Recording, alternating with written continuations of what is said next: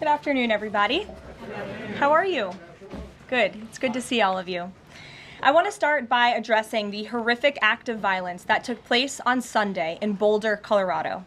President Trump and the entire administration's hearts go out to the victims, and they are in our prayers during this unimaginable time.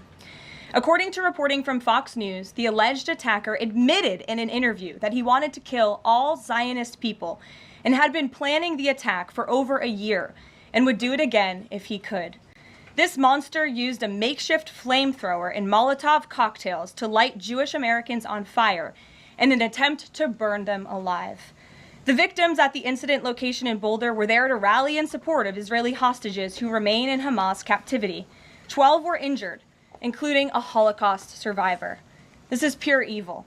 The Department of Justice has already filed federal hate crime charges against the alleged perpetrator, and he will be held accountable to the fullest extent of the law. This tragedy is a sobering reminder of the consequences of the Biden administration's failed policies. According to the Department of Homeland Security, the Boulder suspect is an Egyptian national who was in the United States illegally. He entered the U.S. during the Biden administration in August 2022 on a B-2 visa until it expired. Upon the visa expiration, he overstayed, filed an asylum claim, and was given a work authorization by the Biden administration.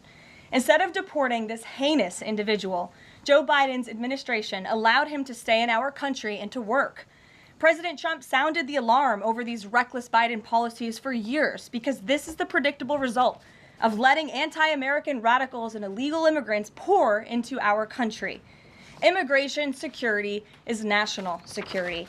And that's why the Trump administration, at the direction of our great president, has secured our border, strengthened our immigration system, and has taken immediate steps to protect the United States from foreign terrorists and other public safety threats.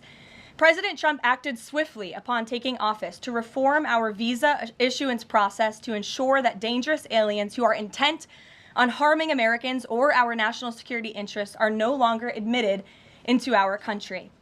Under the Trump administration, aliens will only be admitted into the United States through the legal process and only if they do not bear hostile attitudes towards our citizens, our culture, our government, our institutions, or most importantly, our founding principles.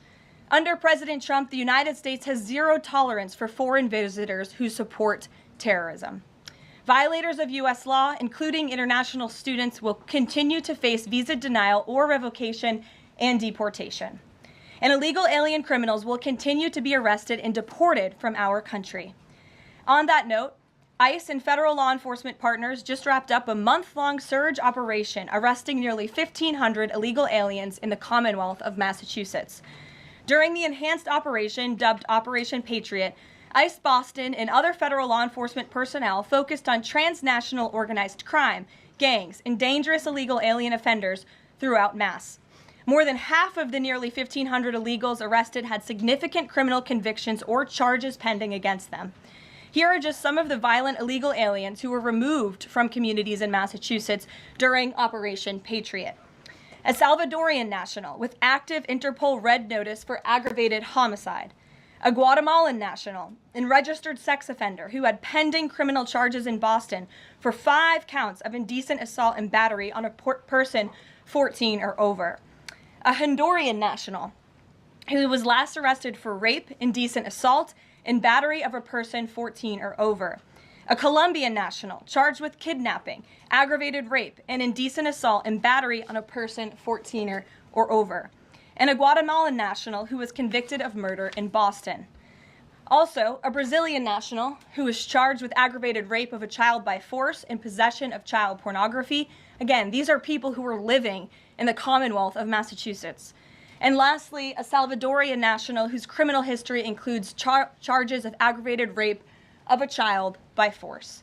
I don't think anybody in this room wants these types of heinous criminals in your communities. And it's thanks to this administration that they are being removed from our country.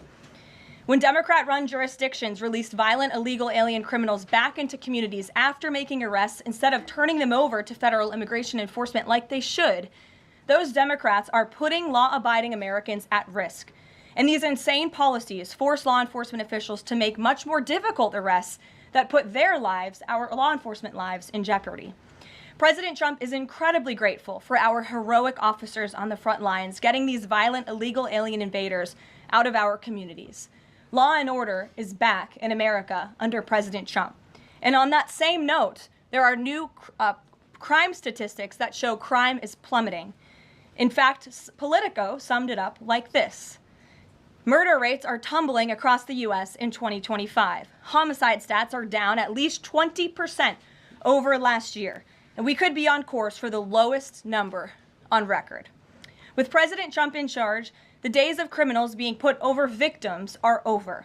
On the topic of immigration, the Washington Post just ran one of the most ridiculous headlines ever, even by their standards. And on my very first briefing several months ago, I said I would hold anyone accountable in this room.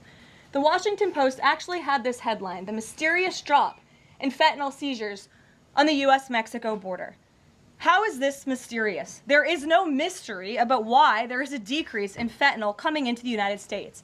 This administration's strong border policies are the reason there has been a decrease in fentanyl trafficking. His strengthened relationship with Mexican President Sheinbaum and all of the measures he has been taking to deter illegal human and drug trafficking at our United States southern border is the reason for plummeting fentanyl seizures at the U.S. border. There is nothing mysterious about that, and we'd like